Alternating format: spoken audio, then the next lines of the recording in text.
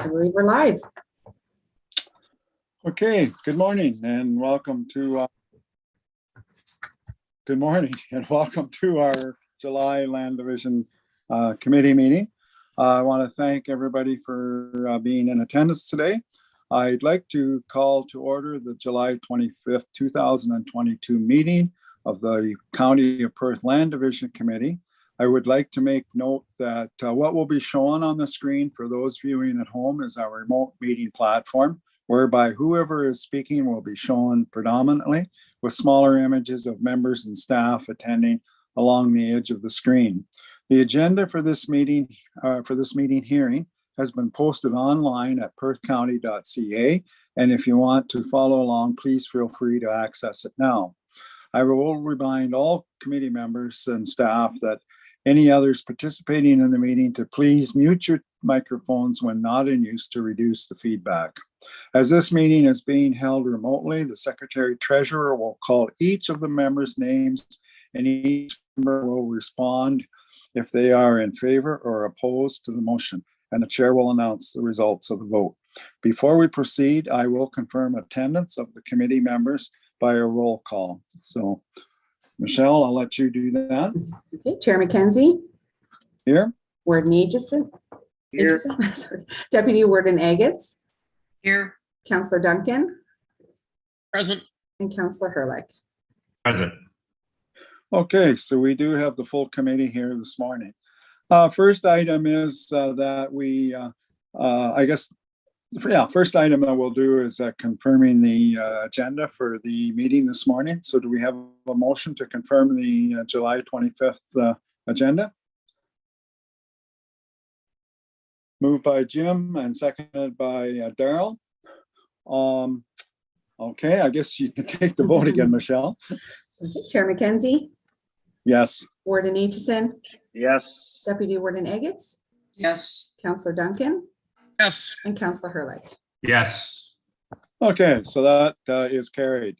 The next item then is, does anybody have a conflict of interest with anything on the agenda? Don't see any hands going up. I guess if you find that you're into a bit of a situation as we go along, you can declare it at that time. So the next item is that the Land Division Committee approved the minutes from the April 25th, 2022 Land Division Committee meeting. We have a mover and seconder for that. Councillor Duncan and Deputy Warden Agats. And Michelle, I'll let you take it away again. Chair McKenzie. Yes. Warden Aitchison. Yes. Deputy Warden Agats. Yes. Councillor Duncan. Yes. And Councillor Hurlick. Yes. And that is carried. All right, moving on to the business that we have before us this morning. We do have an application. We actually have a couple applications this morning. And the first one is an application for consent to sever. It's B3221. And I believe John Bice from the planning office will be dealing with this particular severance. So John, I will let you have the floor. Thank you very much, Chair McKenzie. This is my first time speaking here, so can you see me virtually? No? It looks like your camera is off, John. We can hear you, but we can't see you. All right.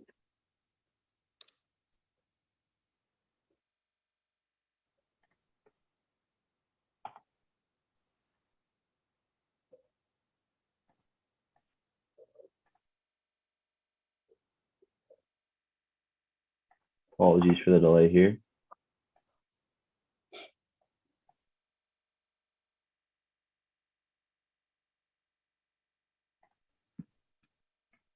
If I may intervene, I do know it can be difficult to see the camera sometimes at the bottom of the screen.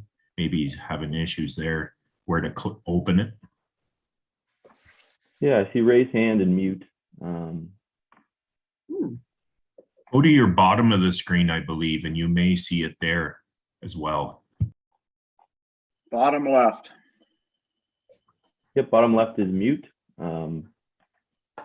Should be right beside mute, John. Mine is right beside the mute, but It'll say stop video or start video, I guess. Yeah, I have a leave function, a mute function, and a raise hand function, unfortunately. And I guess there's no share screen function either. So maybe I'll just quick leave and then try to come back. We could, would it be out of place, Michelle, to go and do I- the next one first? I think that I just changed John's permission, so let's Oh, see if okay. that is helpful. John, I just right. made you a panelist, so perhaps that, There there we you go. go. There we Okay, go. Apologies, everyone. no, I think that was my fault. Sorry about that. No worries. Thanks, everyone. And apologies again for the little delay there. But I'll just quick share my screen since we're a little bit behind schedule now.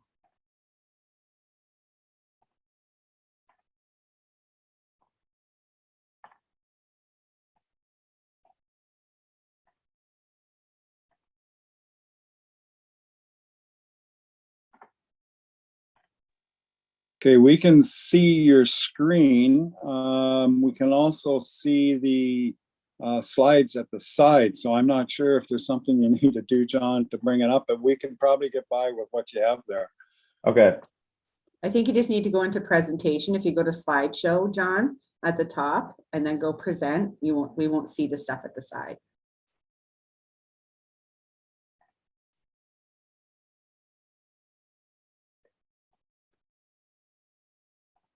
Well, again, apologies for some technical difficulties, but maybe we'll just proceed if that's all right with everyone, as long as everyone can see properly. Okay, so this application is B32-21. It's for surplus farm dwelling severance, submitted by Toll Acres and Adrian Anthony Tolinar. Located at Lot 24, Concession 17 in the Elma Ward, municipality of North Perth, or the 901 number would be 5570, line 57. I just want to make a quick note that there was a typo in the recommendation section of the council or of the planning report. It should say 1.58 acres on page 9, but it does say 1.53 acres. Just want to make a note that it should say 1.58 instead of 1.53.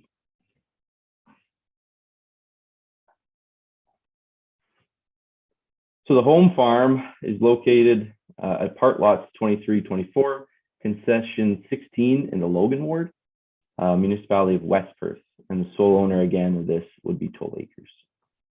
The applicant has applied to sever a 0.76 hectare property and retain a 60.97 hectare section, and that would be for agricultural purposes. The department is recommending approval with modification.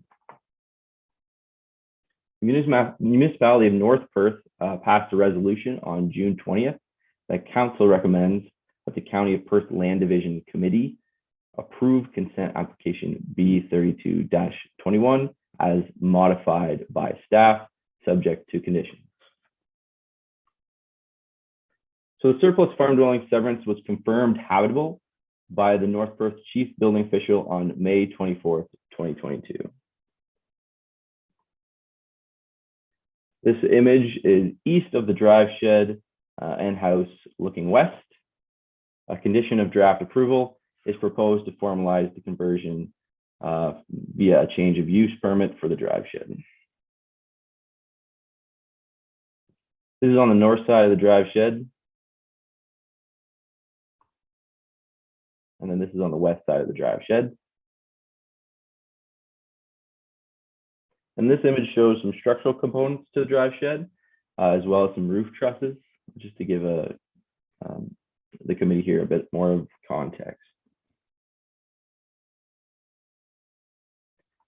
So this would be great if we could get full screen here, but we'll try to zoom in a bit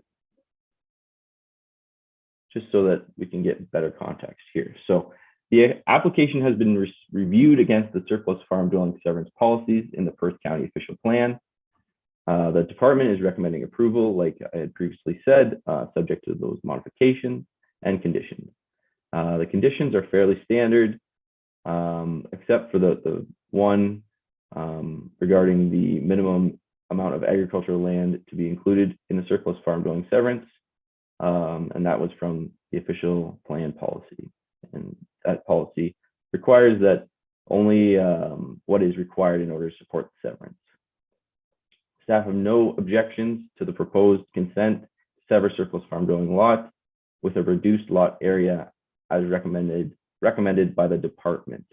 So as applied for, I just want to make a note, was to sever 0.76 hectares, or 0.76 hectares or 1.88 acres.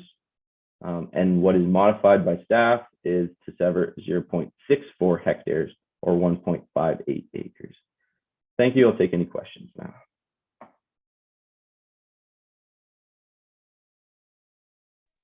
Okay, if you can unshare the screen, John, then I can have a look at everybody. Okay, do we have the owner or their agent online, Michelle, if they want to add anything further? Yes, I have both Ed Tolinar and Katie DeBlock-Borsma, so I will bring Katie in first to add anything. Morning, Katie. Good morning. How is everyone? Very good. So we can hear you, but we can't see you. So maybe that's as much as we're going to get this morning, but I don't know if you have anything further you want to add at this time or not. There we go. Thank you. Sorry, I just had to better, get my much video better. going. Well, thank you for letting me attend this morning. So I am counsel for Christy and Ben Smith, and they are the proposed purchasers of this property. I understand Mr. Tolner is also on the line. Andrew Phillips represents Mr. Tolner, but he also gave consent for me to speak basically on both parties' behalf this morning because they have the same preferences and positions on the application. So as Mr. Bice indicated, my client's proposal is the severance parcel being a total of 1.88 acres. This is consistent with the average for surplus farmhouse lots in the county, which is, constantly moving, but around the 2.2 acreage average is a number that's often cited. So my client's proposal, as far as when we're talking about the size proposed, it's actually under the county average. The proposal is aiming to create a residential parcel where the following features have been taken into account as far as where the proposed lot lines would be drawn. So the first, and is it all right if I share my screen? Certainly, go ahead, Katie, that'd be fine. Okay. Let me just make sure I get the right one. So is everyone able to see that? Yep. Wonderful. So this black line around the edge was my client's original proposal, which came with the application.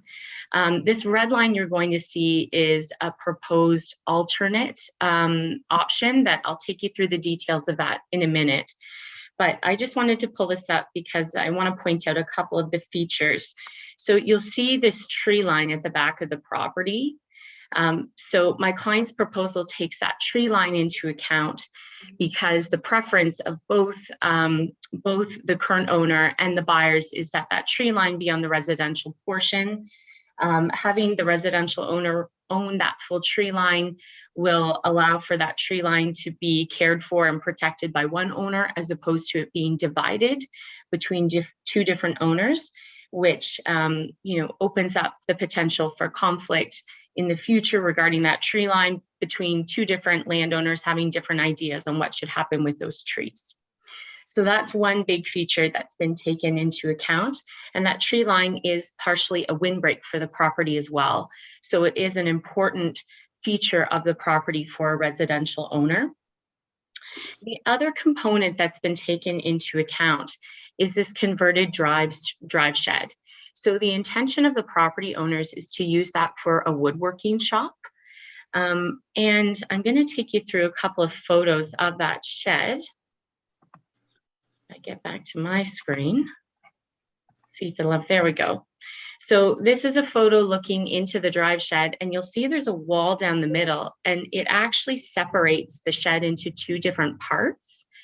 And what that means, this is the back of the shed, so facing the north part of the property. And in order to access these two bays at the back of the shed for storage or whatever use may be had, the owners actually have to drive around to the back of the shed. So this aerial photo shows that. So at the front, there is access into the one portion of the shed. But if you look at the back, you can see those two, what I'll call storage bays, can only be accessed at the back. So one of my clients' concerns about the proposed modification is that there is not a lot of room. There would not be a lot of room at the back of that shed to allow my clients to actually be pulling in, machinery, whatever it may be, larger vehicles into the shed without driving partially on the agricultural parcel. So that's one of the components that has been taken into account as well, wanting to ensure that there's no sort of potential for the lot line being, close enough that we maybe meet the zoning setbacks, but too close that it could actually create a practical use issue on the ground. So I'll take you back to that photo I started with. What my clients are proposing, if council is wanting to make the size of the property smaller, is what I've shown here in red. So they would actually remove this gravel drive portion that's on the east side of the property, because my clients can access the drive shed from, the other gravel drive that's in the middle of the property. So that would, limit the size somewhat, but it would ensure that the clients still have, or the owners, I should say, still have full access to the space in this backyard, which isn't being used for agricultural purposes. There's trees and vegetation that that should be protected and remain with the residential property, particularly that tree line. And it would also ensure full and proper access into that drive shed without any sort of potential for there being issues about them having to cross onto the agricultural portion owned by someone else to access that building. So I'm happy to take any questions from the committee, and Mr. Tallner may have some comments to add as well. Okay, thank you, Katie. Yeah, if you can just unshare your screen for a second. Yeah, I'll try to figure out how to do that. There we go. Oh, don't ask me. Anyway. Okay, we do have Mr. Tollner on the screen here. So maybe before we open it up for questions, we'll ask if Mr. Tollner has anything further to add to what's already been said. No, I think Katie did a good job explaining that. Yeah, I think she did a great job explaining that. If you have any questions, I'd like to answer some questions, but I have nothing to add to that. Okay, thank you. Thanks. Okay, questions from the committee. Where do we go first? I think Daryl had his hand up first. So Councillor Harwick. Yeah, no, great. This was a unique one, and it's a little bit to digest here because there's a couple proposals, North Perth and what Katie DeBlock's bringing here today, representing. I like the idea of that tree line staying with the property. In my mind, we're splitting hairs. I believe it's ample close enough to the property. They are so important in terms of energy efficient homes.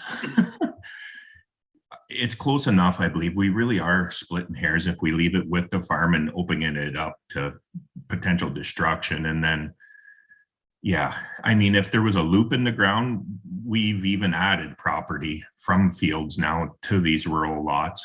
If it's a ground loop for geothermal, if there was a geothermal out in the field, we'd make a little wedge and connect it. I believe this tree line's ample close enough, and it for sure needs to stay. And I really appreciate how you're really working with us, moving that laneway on the right side and tightening right up against. And again, I think we're really splitting hairs. I know that like that barn, like an RV or trailer's a boat. I believe it's very fair to leave the top as well and include that after they tighten up the right side there the way they are. Thanks. Okay, thanks, Daryl. Councillor Duncan, I believe you had your hand up. Yes, thanks, Chair McKenzie. Katie, can you tell us your alternate proposal? Can you tell us what the overall size of that would be? I believe that overall size, I'm just pulling up my notes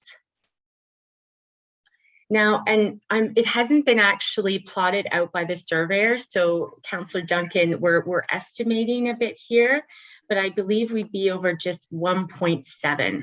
So we're taking off, we were at 1.88.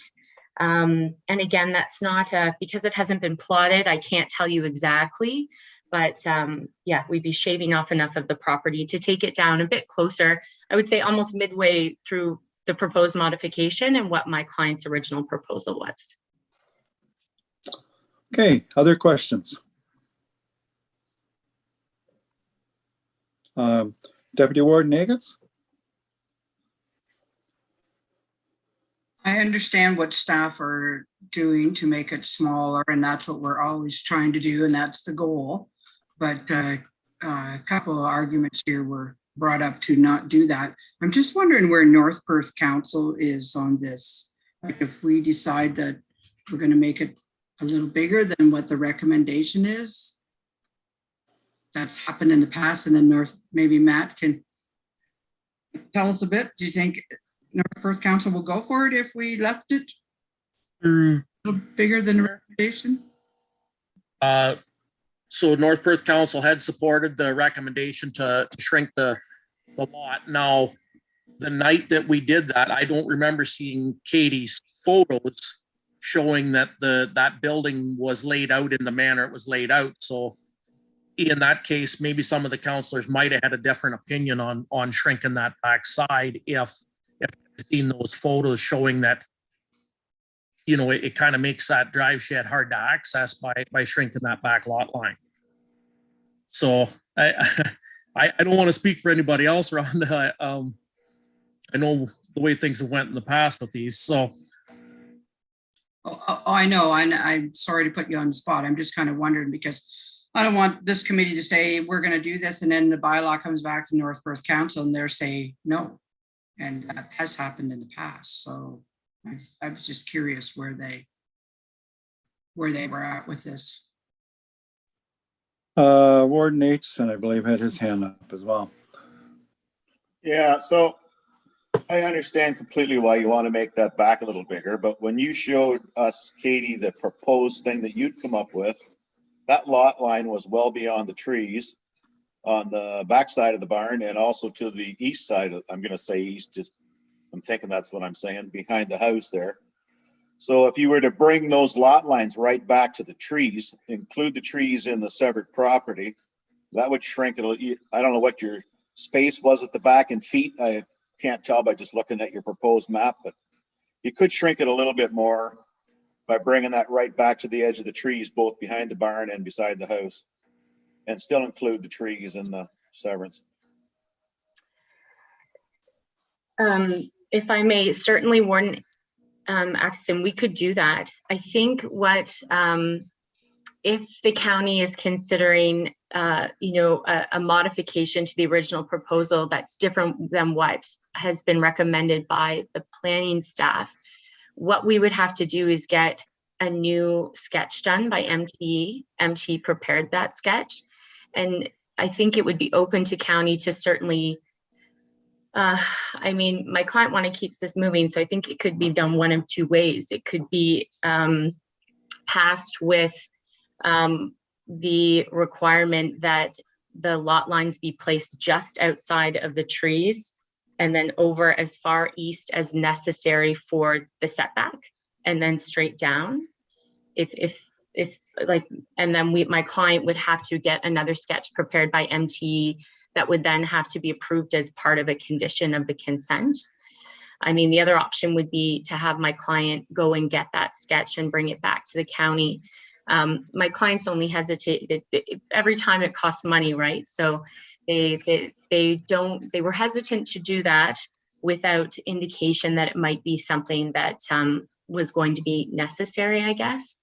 And certainly with the timelines with the surveyors, it also pushes things, which is fine if that's what we need to do. But to your point, Warden Atchison, I think from my client's perspective, as long as those features are taken into account, the access to the drive shed and the trees, you know, they're not fussed on where the lot line falls. I think we could probably take a practical approach based on identifying those are the features we need to make sure are included. The only reason I'm suggesting that is it might make it more appealing to North Perth and in general. Go ahead, Darrell. Yeah, as I looked at this and we start talking about Councillor Duncan brought up, you know, what are the differences here in gaining and losing? And right away, I kind of did in my head from, you know, the original 1.8 to the 1.58 or whatever it was. And now, yeah, 1.7, I believe, is probably pretty fair. I see us arguing or debating over like a fifth or a tenth of an acre here. This is where we're at. I mean, everything counts, but this isn't huge. We get into some suckers here where we get an extra acre in there sometimes, or a half acre, 3/4 acre. We really are being quite fair here, I think. And just the importance of tree lines, that's going to become more important as we go forward with efficiencies and cost. We include that. I believe what Katie has here is very favorable to everybody and fair. And I'd be willing to make a motion. We go with recommendations from that. Okay, thanks, Darrell. Anybody else have anything to say at this time? Deputy Warden Nagels. I would prefer that we defer it, let them go back, come up with some new drawings and bring it back to us so we know 100% what we're voting on. Okay, and I guess at some point in time, we're going to have to zoom in on exactly what you wish to do. Councillor Duncan. So I don't want to see these clients of Katie spend more money on more drawings, but I also, on the other hand, I know that if this differs from what North Perth Council has approved, I'm hesitant to say that, you know, that maybe when it comes back to the zoning bylaw, maybe they might not want to pass the zoning bylaw. So I'd rather see the changes made now before there's issues down the road for these people that are trying to make the severance. So I would kind of support the deputy warden's motion for deferral if you know, it would make things go smoother. Okay, just I guess a comment, and maybe Jim had this in mind, but when we talk about the lot line going along the tree line, it should probably be outside of the tree line a little bit, because you always have your branches that are out in the field, and you can't work right tight to your tree line. So you know, if you can go outside the tree line just a little bit, it probably would be appropriate for the farming operator that's going to be there. Any other comments at this time?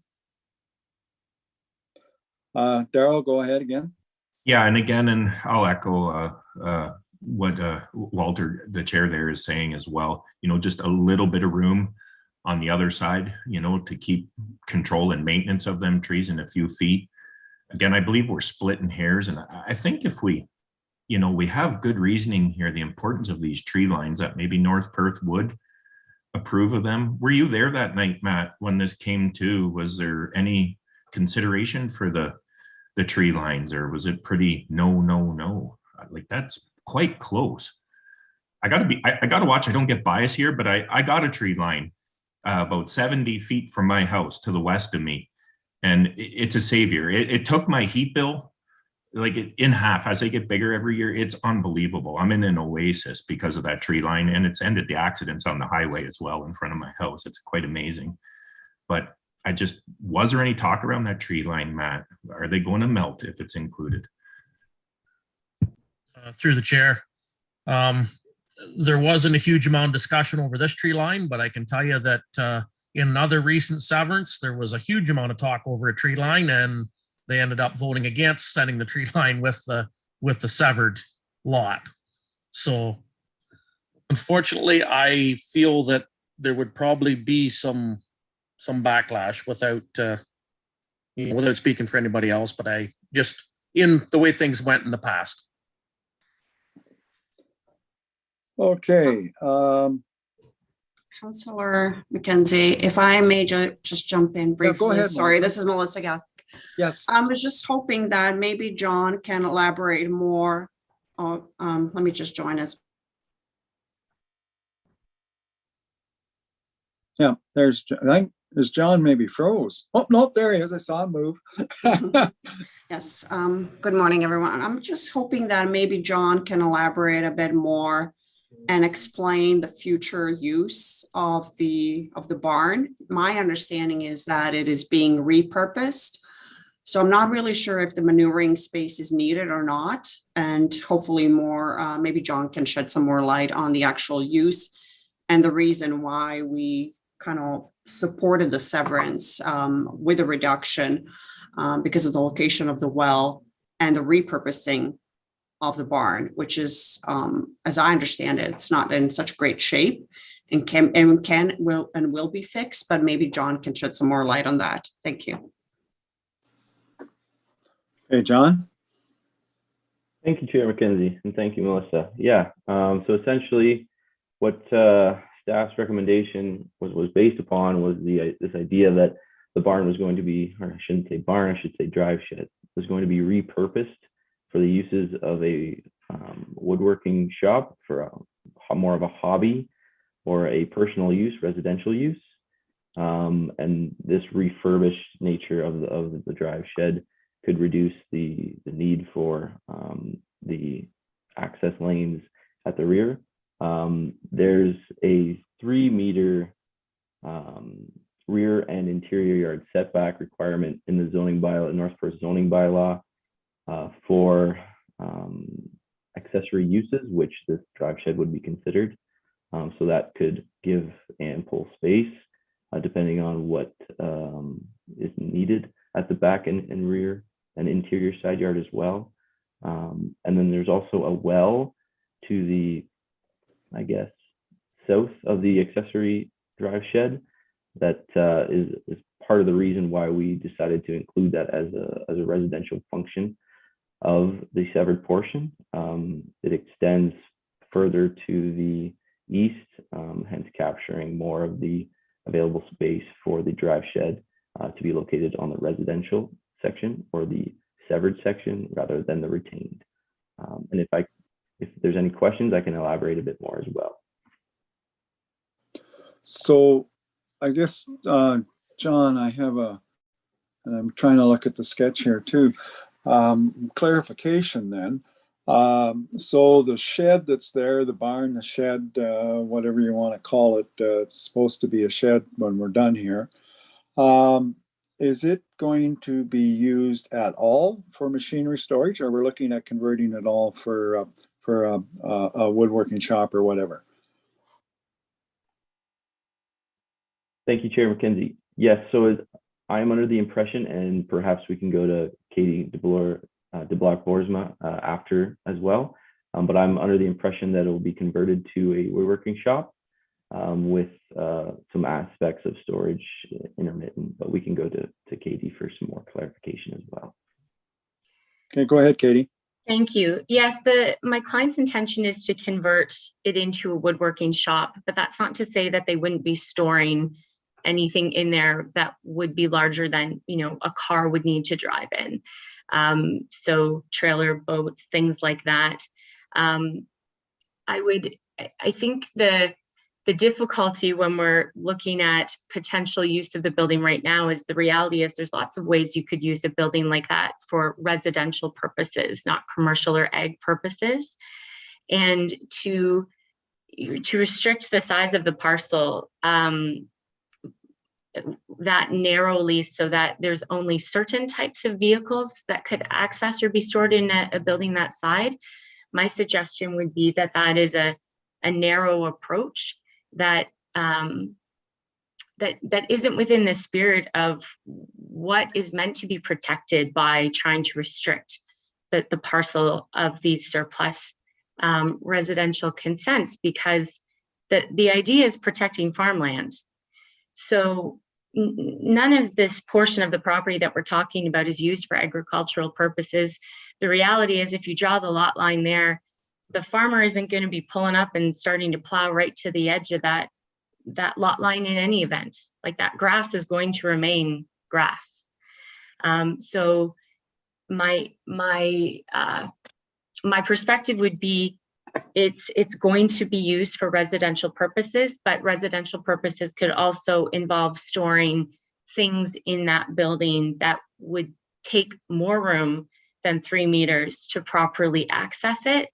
And it doesn't seem practical to do that, would be my suggestion.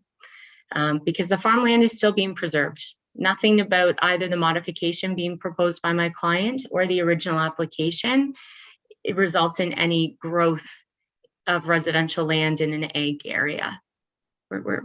And I think the proposed size of the parcel is well within what's reasonable and what's average. And I think it's consistent also with what we're seeing at LPAT, with the way when these applications are getting appealed. You know, LPAT really focuses on the spirit of what are we trying to protect? Agricultural land. And I think my client's proposal is striking that balance. But I'm happy to answer any other questions about the use of the drive shed in particular. If I may just add one more thing. Sorry, Councilor Chair McKenzie, just one more thing for your consideration. The barn, the shape of the barn and the current condition, from what I understand, requires significant repairs. And I don't think it's unreasonable to also consider the fact that there's quite a bit of maneuvering space at the front of the property, just outside to the south of the barn, which is where the well is. So all the maneuvering can be directed to that spare space in front rather than the back.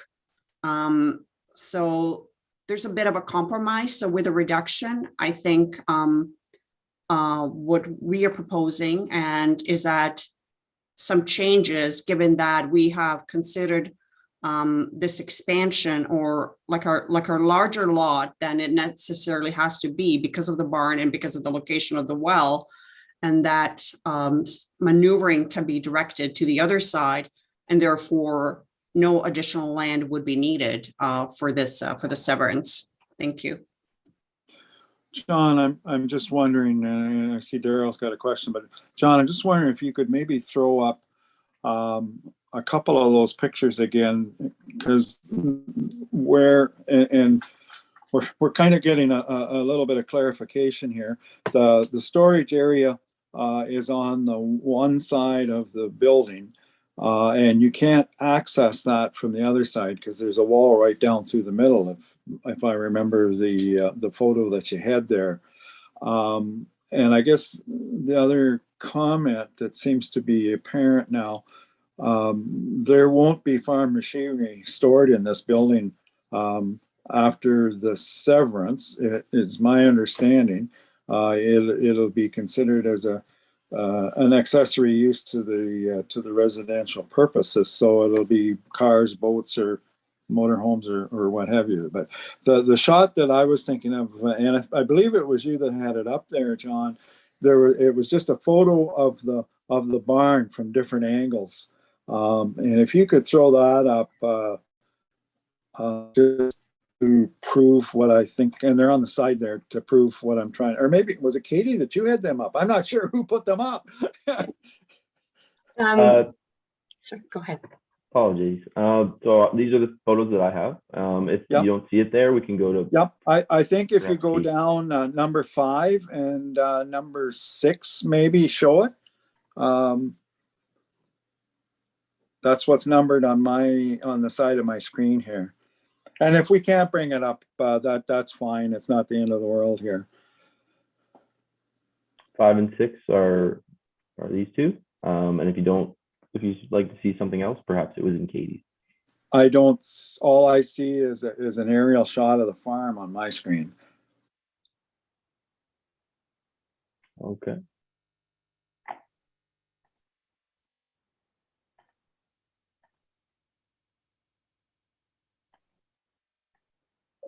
If it's of assistance, I did have some photos as well that I can So maybe, bring up. yeah, and maybe the rest of the committee doesn't need to see them, but it was my recollection that there was a cement wall right down through the middle, and the only way you could get to the other side was to drive around. I guess that's what I was trying to get at here. But it's not as if you're going to be, yeah, now you're into the ones there now. It's not as if you're going to be driving around and trying to put a 30-foot cultivator or anything in there. Or I see here we have the grain buggy.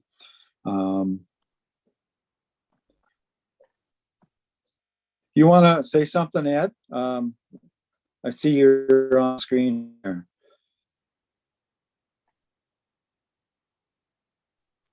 You can hear me now? I can hear you. Yep. Hello? Yep. Yes, okay. You're there. I kind of feel the field boundaries have kind of been established in the last 40 years. I don't think they're going to change any, regardless of what the boundaries are. It's not like I'm going to farm any closer. I would really like the Smiths to have a nice lot, and hopefully they do something nice with it. I sure don't want a campground or anything there. I hope they build something nice there, and I hope they enjoy it. The field boundaries aren't going to change. I'm never going to, underneath that barn or wherever it is, the yard, I mean, it's all rock, right? So I'm never going to be able to farm it. So I have no use for anything that would be, if it's not given to them and it's still mine, I'm not going to have any use for it. Okay. Yep. No, I understand what you're saying. Good. Okay. All right. Back to the committee. Councillor Hurrick had a question here. Yeah, no, again, I saw the pictures there before from Katie. I'll call it the northeast side there. There's a couple doors, and you know what? It's easier to actually back a cultivator in there with a tractor and jackknife it around. You get an RV, you're coming in straight, and those doors are on that side. We're really splitting hairs here. The doors are over there. And like you said, it's full of manure. It's going to be quite a process to clean that up and recover it and put it into a field. And then you got a silly wedge. And I know what you're saying. Again, trying to be fair here, but we got to take this back to North Perth, and that's where Councillor Duncan knows how it works there too. I know in Perth East, we've had a few of these similar, some big sheds, and we worked with them. Ultimately though, let's make it the most quickest. So my fear is now, if I do make a motion and get committee support, that we go with Katie's, it's just going to delay it more, and it's a little frustrating to me. I think we're being fair. That being said, maybe Rhonda and Mr. Duncan approach is a little more appropriate. So okay, leave it for somebody to get going here. Yeah, no, and that's where I was leading, Daryl. Thanks. You know, we spent a fair bit of time on this application. Jim, go ahead. Just one last comment. I think we do need to send it back to North Perth, because that's where the bottleneck's going to occur, especially when you go for the zoning bylaw amendment. Let's be honest here. My other point is 3 meters setback behind the barn. I agree with Daryl 100%. You can't back anything in there in a 10-foot space. It's not going to happen. You might be able to jackknife a cultivator in there, Daryl, but I'll guarantee you, your front of your wheels are going to be out in the next lot. Okay, what do you wish to do here now? We've got, actually, I think if I look right here, there's 3 proposals on the actual plan, what was submitted, what planning did, and then what has been revised. And then we've also had a suggestion that we defer it and come back with a final, something that we know what we're doing with the concern of what happens in North Perth. So I'm kind of looking for direction. I have a motion here, but I'm not sure that the motion I have is going to be what you really want, especially if you're looking at a deferral. Rhonda, go ahead. I guess procedurally wise, I'm not sure how it can go back to North Perth, being that they've already made this recommendation. And we don't have a clerk here to tell us that. I'm not sure how that works. I'd like to see deferral, that we get everything figured out before we move forward, but I'm not sure if procedurally wise, if it can just go back to North Perth.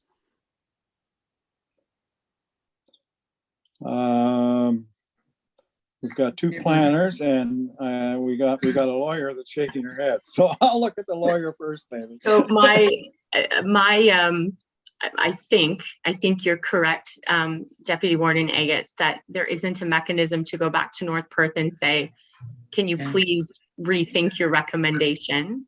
I think probably what council could do is defer it as far as coming back to this committee to make a final decision, and ask my client to get an actual severance sketch done, showing their proposal, showing the numbers, so that if you decide to go with their modification, proposed modification, you have more concrete information, so that when it goes back to North Perth, it's packaged better. They can see exactly, the lot lines that you proposed. They can see exactly what the acreage was. And my client would be doing that with the direction that, get it as close as we can to keeping that tree line in a reasonable way. I note the comments about leaving some space for branches, and as close as we can for access into that shed. Okay, thanks, Katie. Councillor Duncan. So I would support deferral under this, what Katie has just said. If we defer it and have the applicant bring back a solid sketch of what we're getting into, I think it would be more palatable to North Perth when it goes back for the zoning bylaw if we did change to go against their recommendation. Okay, Rhonda. So with that, I will move deferral. Okay, thank you, Rhonda. Do we have a seconder for that? Okay, Councillor Duncan. And I guess you can have the floor and take the vote. Chair McKenzie, Yes. Warden Aitchison, Yes. Deputy Warden Agates, Yes. Councillor Duncan, Yes. and Councillor Hurlick. Yes. Thank you. Okay, so that is carried, that it be deferred. Just a question. I have a question. Yeah, go ahead, Ed. I don't know if you can see me or not, doesn't really matter. No, we can't see you, but we can hear you. So you're asking for, what is it you're asking for? It sounds like you're asking me to do something to make a better map. What is it you're asking? We want to know exactly where the line is going to be. Rather than us saying we want the line, the other side of the trees, we want to take some land from here and move it back here. I guess we're putting the ball back in your court, that you put the line where you want it. And you've kind of heard the discussion here today as to where we'd like to see it. My question is, okay, so if Tolners go back and take the advice that we've given them and change the line, and it's the way we've kind of talked about here, would it necessarily have to come back to the committee, or can staff approve it if it's what we talked about? I believe it has to come back to the committee. It has to come back to the committee. Okay, no, Yes. that's fine, Michelle. I just a question that I had here. Yeah. Okay. All right. So is it going? Oh, go ahead, Ed. Is it going to be any different than the lines that Katie drew on her map? I mean, it's going to be exactly that, right? It's going to be exactly the red lines that Katie showed on her map. I have there'd be no changes to that.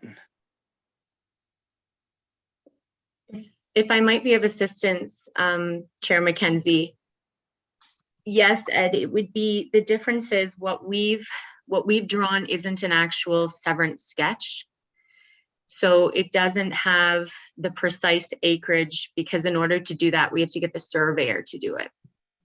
And what I'm hearing from the committee today is that there's support of us doing it, that it's worth us making the investment to do that. Because the committee's concerned if we don't do that, when it goes back to North Perth, there's more likely of a chance that there's going to be a problem, because there's still a zoning bylaw amendment that has to be approved by North Perth. And if it goes back and they don't like what they see, or they're not happy with how it's presented or packaged, we're more likely to end up with further delays. Okay. You did a very good job of summarizing it, Katie. That's why you're a lawyer and I'm a farmer. Okay, we have had the vote, so it's been deferred. So I don't think there's anything further to discuss on this application, and I think we shall move on to the next one. So did you get all that, Michelle? I did, yes. Thank you. Okay, excellent. Very good, very good. Okay, the next application is an application for consent to sever. And it's application number B17/22 for Bill and Montana Wilson. And I believe Jillian Smith is going to take the floor on this one and walk us through it. So MHBC has been working on this. So Michelle, am I correct there? That's right. Yep, Jillian's I see it joining. on the screen. Jillian's joining now, and I'm going to keep Melissa on as well, as she assisted Jillian in the background a little bit with this application. Sure. No, that's great. That's great. Good. Okay. Go ahead, Jillian. Hi, good morning. I'm just going to share my screen. Can everybody see that? Yep. Yep. That's good. Perfect. So today I'm presenting consent application B17/2022 on behalf of the Wilsons. The property is located at 3425 Road 108A. So the applicant is proposing to sever their existing residential lot consisting of a single detached dwelling, accessory shed, and pool, and create one new lot for non-farm residential use. The new lot will be developed with a single detached dwelling and accessory garage. So the severed lot would have an area of 0.6 hectares with 74 meters of frontage, and the retained lot would have an area of 0.51 hectares with 61 meters of frontage. The existing property is accessed from Road 108A, but currently the proposed severed lot does not have access to the road, so it does not extend past the existing dwelling. And the applicants will be responsible for completing the road extension to the new lot, and that has been confirmed with the Public Works Manager for Perth East. So I'm just going to quickly provide a bit of background information on this application. The subject property was severed from the original parcel in 1967 when consent applications were not required, which is why this property currently exists. The subject property is designated by the official plan as aggregate resource, and Perth County approved an official plan amendment for this property in 2019, which is now in effect. And so this amendment permits the subject property to be severed for the purpose of creating a new farm residential lot. And there are two conditions with this official plan amendment. The first is that an amendment to the Township of Perth East implementing zoning bylaw is required. And the second is that the new residential lot will have frontage on a road and have access to a public road, which is of a reasonable standard of construction in the opinion of the Township of Perth East. And so as part of the OPA conditions, the Council of Perth East approved a zoning amendment in 2019. And so the approved zoning amendment permits the creation of a new non-farm residential lot on this property. So subsequently in 2019, the consent application was made and it was approved by Perth East Council. However, the official plan amendment that was approved was appealed.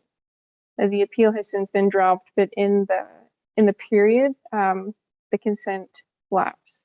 And so the applicant is now reapplying for the consent. And so the application was endorsed by Perth East and recommended for approval on June 7th, 2022. However, there was a comment in opposition of the application from a neighboring property owner.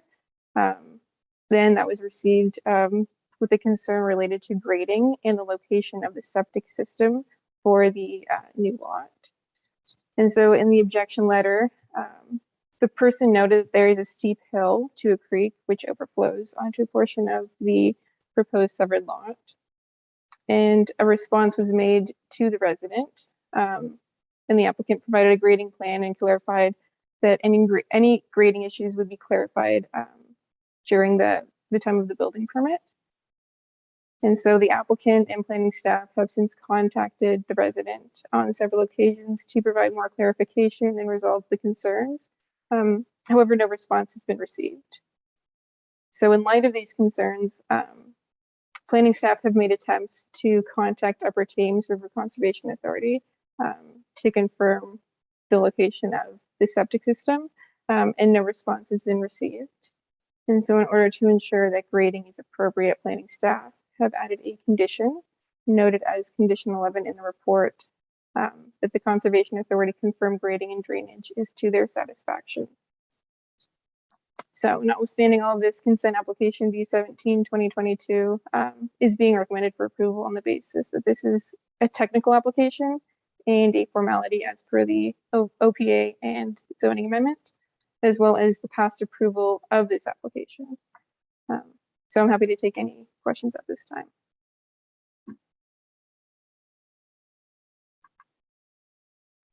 Thanks, Jillian.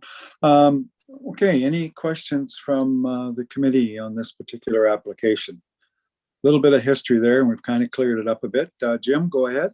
Yeah, a lot of history on this one. One obvious question. When we did that, the OPA and Perth East did the zoning bylaw amendment, that appeal came from the province. That wasn't appealed by a local or anybody else. What guarantees us that they aren't going to appeal this again and go through a pile of time and waste to end up in the same position? And that they appealed that at the time within like a week, because I remember getting a call from the office saying province has already appealed that. I'm going to let Katie answer that. I guess you're the legal representative for this party. But the fact is, as they said, Jim, it's lapsed, so it's now in effect. But go ahead, Katie. Thank you, Chair McKenzie. So to answer your question, Warden, there I suppose is no absolute guarantee. What I can tell you is that if they were to appeal it, because they had dropped the appeal on the OPA amendment, they could really only appeal this consent on the same basis. Their argument was that it was contrary to the provincial policy statements provisions regarding agricultural land. So they would have to appeal on the same basis, and we would be able to use the evidence that, hey, you've already had this argument with this same piece of land and you've dropped the appeal. We would be able to use that essentially in defense of any other appeal. Based on what happened with the OPA appeal process, I very, very much doubt that they will appeal this. But to your point, I guess anything's possible. I certainly hope not, because these property owners have been through the ringer on this one. Okay, good question though, Jim. I think everybody was thinking the same thing. Other questions from the committee? Deputy Warden Agats? Maybe Montana can give us some more info too on that. She just joined us there partway through. Yeah, that's fine. I was going to give her an opportunity to speak, and we can do that right now. Yeah, thank you for the opportunity. We did, through the OPA process, have hired 2 different planners, both with different planning justification reports that support the application, as well as determined it was class 5 soil, so it's not even good for farming. There's a lot of technical evidence provided to them in order to drop the appeal, and the support, like I got a phone call from Minister Clark of Housing and Affairs directly. So I really don't anticipate that we will get an appeal on this one. We've provided them a lot of technical studies since you've seen the application last to support the position. Hence the appeal was dropped. It just took a long time with COVID to get through all of that. There is, you know, we started this in 2018. Okay, very good. Thanks, Montana. Any other questions from any member of the committee? Chair Mackenzie, we do have Yes. one further comment to add before you get to your motion with the application, if I might. Yeah, go ahead.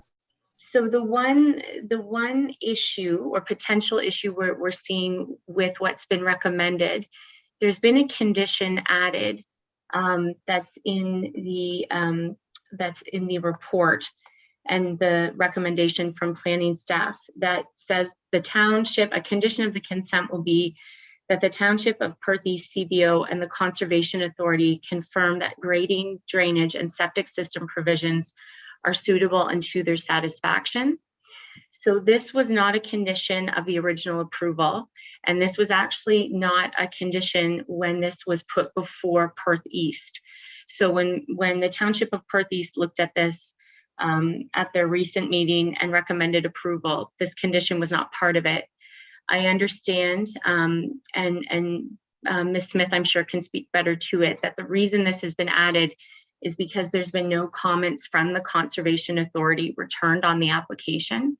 So my understanding is that it was added as kind of a safeguard. There was, back in 2019, comments were received and the Conservation Authority had no concerns. But what we've been told is that their mapping has changed in the interim. So since there was no response from the Conservation Authority, this was added in. My clients and my concern with this condition is that I'm just not sure how we satisfy it at the stage of actually getting the consent, because certainly at that stage, there won't be, final grading, drainage. There certainly won't be septic system plans, because those will come when someone buys this property and builds their house. And when they apply for the permit, at that point in time, the Conservation Authority will be contacted through the usual course as part of that permit process. But what we're hoping is, if this is approved, we'll move ahead, we'll get our conditions satisfied, we'll get this consent registered.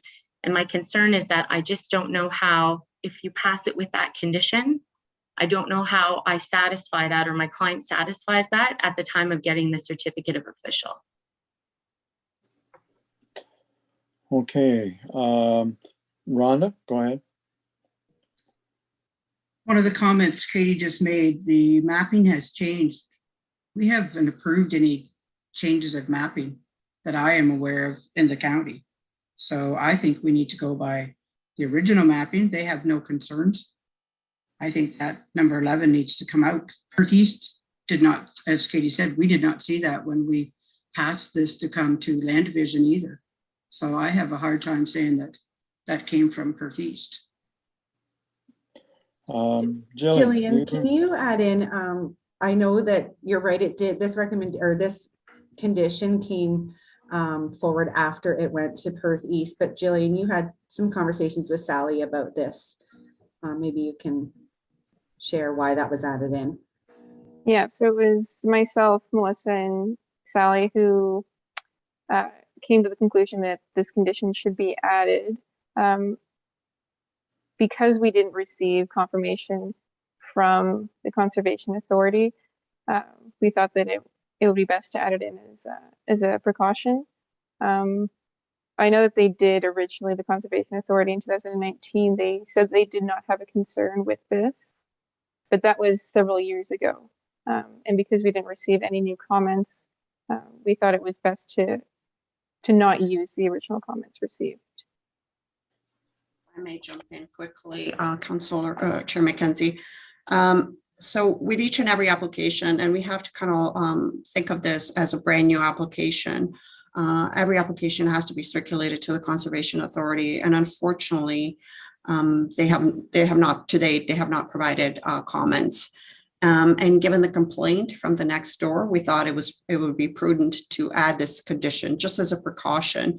My understanding is the slopes are kind of steeper in the background, in the back of the property. And this is precisely where the septic system is being proposed to be put in.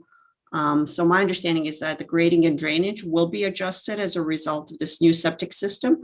So given the proximity and the fact that this is in the regulated area and the steepness of the slopes, these are some of the parameters that we have no control of and the client has no control of at the moment, yet we have not received that critical input from the Conservation Authority, unfortunately.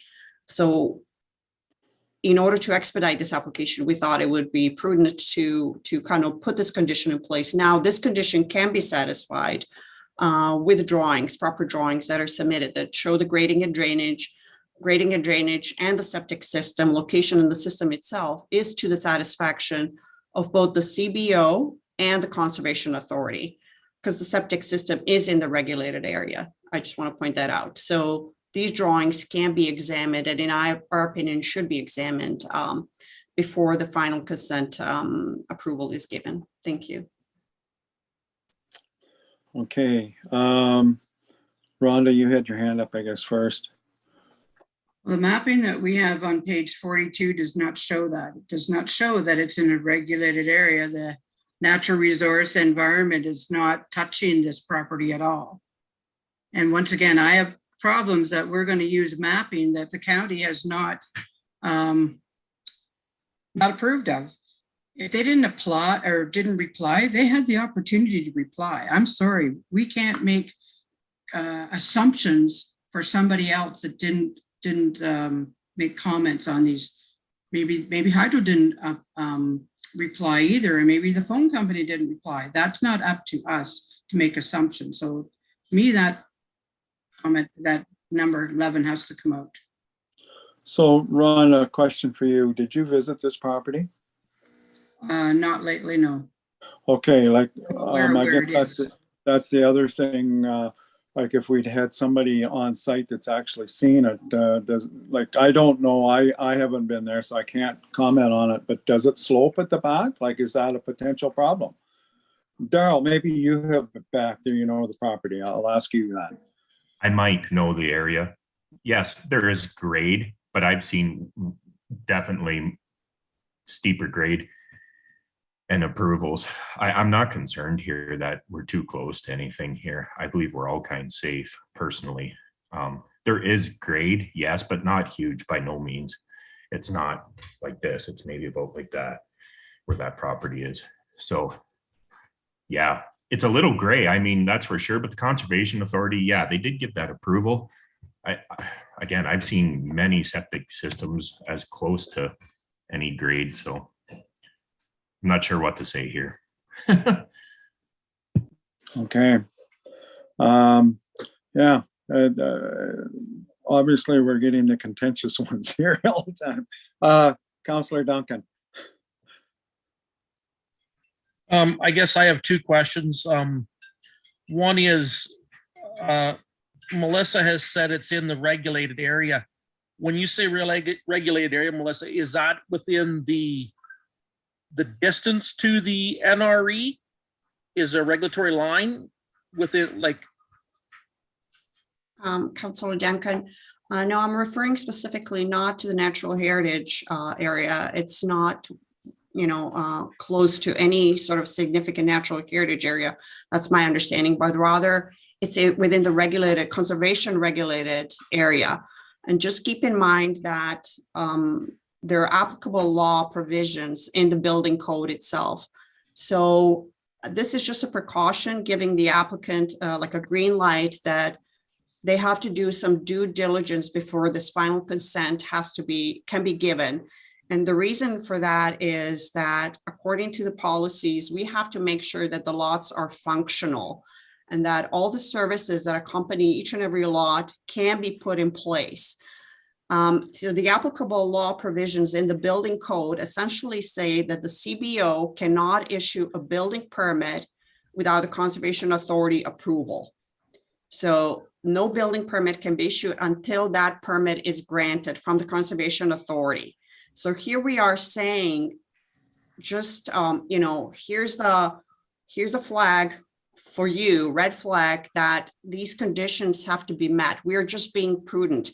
This lot can be sold off. It can, all kinds of things can happen. So we're just saying that from the planning standpoint and from the policy standpoint, lots have to be functional and all the services have to be accommodated in order for this lot to be severed, essentially. And we don't know that yet. Unfortunately, we're in a situation where the Conservation Authority has not commented. And that's basically, because typically these things get resolved throughout the process, throughout circulation. And because they have not been resolved and we are trying to expedite this application, we have, as a result, put this condition.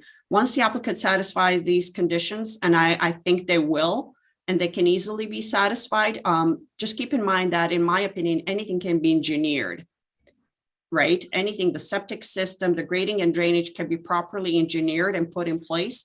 And once that condition is satisfied, we'll be satisfied from the policy standpoint that this lot is functional and can stand on its own. And therefore, and it'll be a green light for the final severance, and it'll be smooth sailing with the building permit application as well. Katie? Thank you, Chair McKenzie. What I would reiterate is that at the time of getting the consent actually registered, that is not the time that my client will necessarily be engineering anything. The process will be the consent is registered, the property is sold, the person or people who buy that lot will then plan what they're going to build, apply for the building permit, and if something has to be engineered, you know, where they're going to locate that septic, because the size of the septic is going to depend on the number of bathrooms in the house. At the stage of actually registering the consent, my client won't be doing those things because they're not going to be making the plans at that point. And that's my client's concern. I appreciate the comments from planning, and certainly, you know, for my client to know that that's a red flag and something that they'll have to deal with, or a future owner will have to deal with. But the phase for dealing with that is, in my opinion, not the consent. It's when the actual person who's building on that property is working with the CBO, and that's built into the process. As Ms. Gassick has said, there's provisions in the building code that will require anything done on that property to comply with what the Conservation Authority regulations may reasonably require. So that's really our concern, that we're just going to end up with, you know, kind of added complication and delay on a file that's already been really delayed and made complicated due to the OBA appeal, in trying to come up with drawings and things at the stage of registering the consent, that really it's not the right time to be doing them. Okay, thanks, Katie. Jim? Yeah, I got to agree with Katie on this one. Someone's not going to apply for a building permit until they know they actually own the property. And if they can't get the certificate of whatever it is called for a severed lot, they're not going to apply. So we're still stuck, to be honest with you. I agree. I know exactly what she's saying. I'm not buying that lot on the chance that I might get permission from the Upper Thames. I'm buying that knowing that I'm going to own the lot. Period. Well, and I don't think it's just Upper Thames, Jim. I think it. Oh, I know it's not. It's going to depend on the CBO of Perth East. Yep.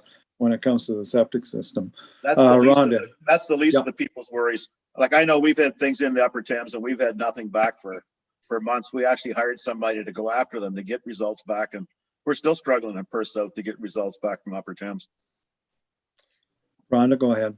I agree with Jim and Katie. We're looking at the severance of a piece of property here, not what's going to be built on it. That comes later, right? That's up to the CBO. All we're looking today is to sever the two pieces of property apart. So I agree with what Katie and Jim are saying as well. Okay, anybody else? Matt, I haven't heard from you yet.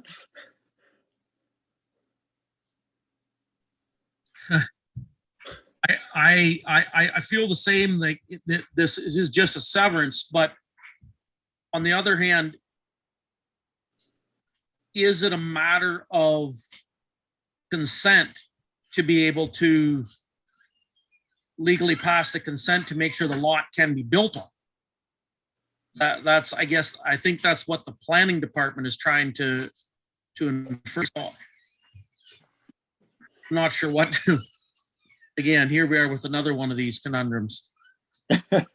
That's precisely what we are saying. Thank you. Yeah. So if I may, go ahead. if I could respond, Chair Mackenzie, there's no evidence that this lot can't be built on. What we're talking about is we didn't get something back from the Conservation Authority, and therefore you would be passing this condition on the basis that maybe there might be a problem with no evidence that there is a problem. The other thing that I would put before the committee is that this consent has already been passed before. So if there were concerns about that, or if there really was an issue with that, it would have been identified at that time. So I would suggest that for the committee to make a decision today based on the fact that there might possibly be an issue when there's actually no evidence of one. In fact, the evidence is to the contrary. I would suggest that that is something that would just, again, cause further delay and undue complication for this landowner. And when this consent is applied for and approved, it's on the buyer of that land to do their due diligence and their homework, right? You know, it's like buying any other piece of property. You've got to take a look at what's there. You've got to look at the zoning. You got to talk to the CBO before you do it. Like, that will be on any potential purchaser to do that homework. And I know my client is very well versed in what's going to be doable there, and that'll be part of their process in finding the right buyer. Okay, thanks, Katie. Just All to right. clarify, we're not selling it. We will build there. So, and I've already submitted a septic design report to Sally showing it works. So she has that.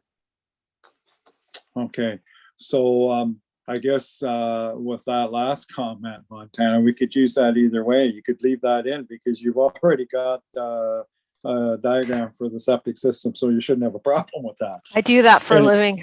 So yes, I know you do. So I know you would know that it would work. Any other questions here before we get to the motion? Okay, I don't see anybody jumping or putting their hands up. So we do have a motion here. And the motion is that Perth County Land Division Committee received the application for consent to sever number B17/22 by Bill and Montana Wilson report, and that Perth County Land Division Committee approved the application for consent to sever B17/22 by Bill and Montana Wilson, affecting lands described as Park Lot 25 Concession 6, Southeast Hope Ward, 3425 Road 108A, Perth East, with the following conditions. And the way it's worded here presently is 12 conditions.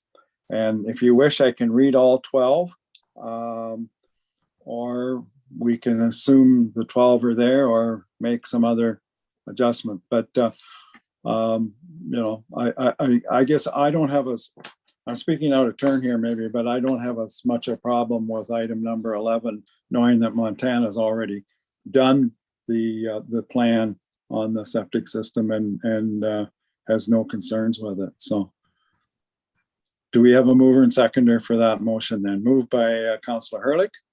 Do we have a seconder for that? Councillor Duncan, thank you. Michelle, I'm going to turn it over to you. Can I just confirm the motion? So the motion is as was recommended. However, are we removing condition 11? What I read is we leave it in because Montana's already done the plan for the septic system and doesn't seem to have a problem with it. So I don't see why we even really need to take it out. And if you want it out, then we'll do it, you know, like make that motion that we take it out, and that's fine too. Yeah, Jim? it's just the Upper Thames delay, sorry. Yeah, okay. Montana may have done the system, and I'm sure she did a great job because that's what she does for a living. That still doesn't mean the Upper Thames is going to go for it. So if you want to take that out, then I'll let Michelle deal with that, but we'll just have to, an amendment to take that out, right? It wouldn't even have to, yeah, I mean, yes, it's Well, the however same you wanna do motion it. with just removing that one condition. Remove that one condition. If that's what you wish to do, then we can do it. Maybe, well, I guess a show of hands or however you want to do it here. Do we leave 11 in or do we take it out? It seems to be support to take it out, I think. I would prefer I that. don't have a lot of heads nodding one way or the other here. I would Yeah, say Jim? out myself. Okay. Daryl? Mover and seconder want to do. As the mover, I'll be okay to remove it. That's fine. Okay, good. Okay. All right. Michelle then? Okay. Yes, so Chair McKenzie, Yes. Warden Aitchison, Yes. Deputy Warden Agats, Yes. Councillor Duncan, Yes. and Councillor Hurlick. Yes. Thank you. Okay, so that motion is carried and the severance is approved. Okay, thank you. All right, Thank you. moving on. Welcome. Moving on then, that we receive the status report, or that we're going to receive the status report. I got to bring that up on my laptop here.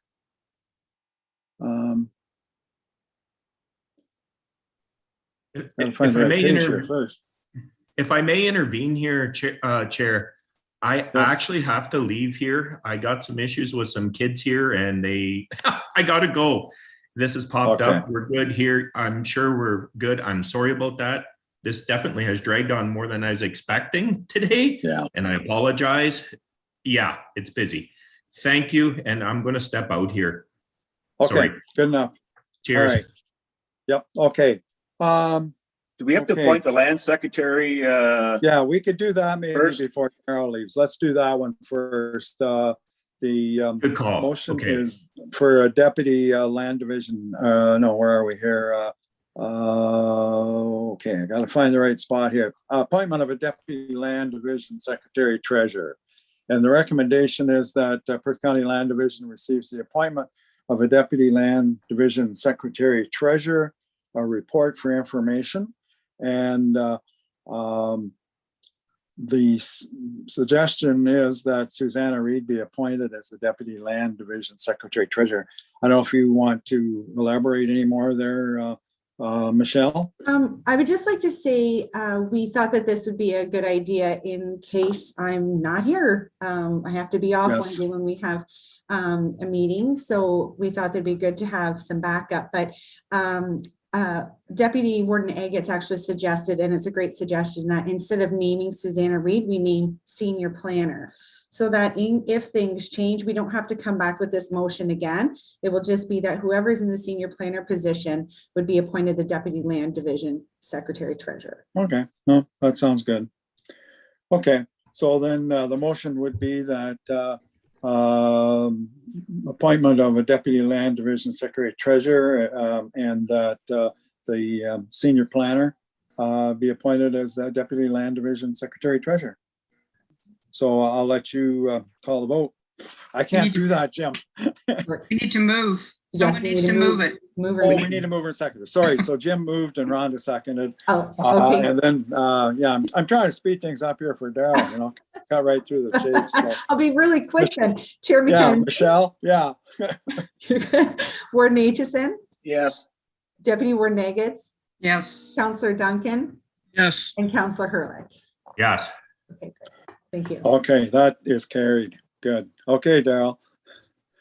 Okay, next item on the agenda then is the consent file status report. So Michelle, I'll let you walk us through that one. Absolutely. I hope everybody had a chance to review the report. Just a couple quick highlights that as of July 15th, we had 12 new consent applications, several of which have already been circulated and or are preparing to go to the local councils.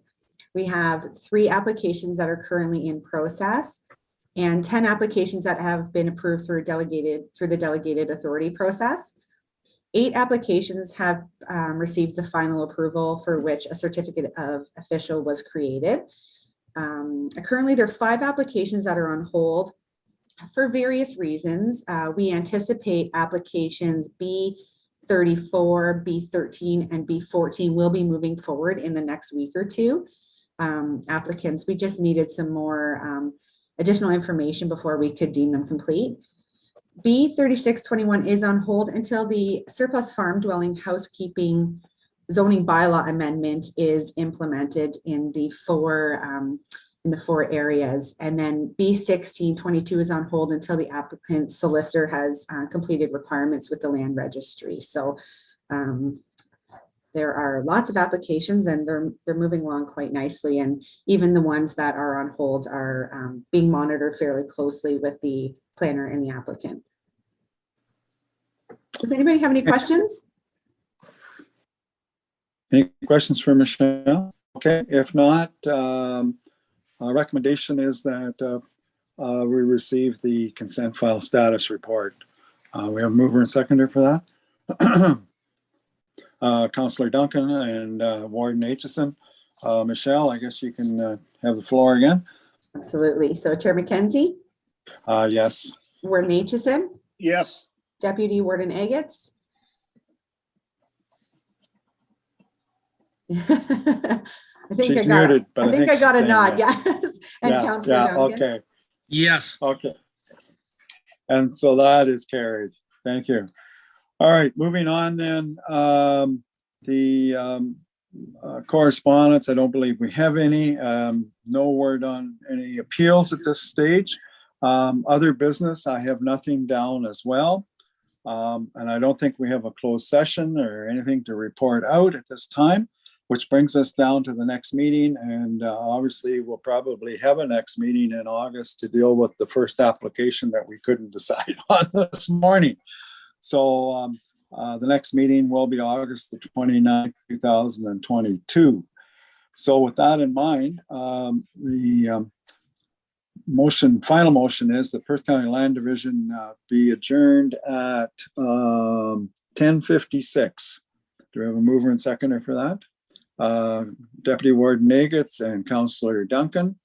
Okay, Michelle? Chair McKenzie? Yes. Warden Aitchison? Yes. Deputy Warden Agats? Yes. And Councillor Duncan? Yes. Okay, so we are now officially adjourned. Thank you. Thank you, everybody. Thank you. Have a great day. Yep, have a good day. Good Sorry day, about that. everybody. Bye. We'll I was see ya. having some technical difficulties there for a bit, so.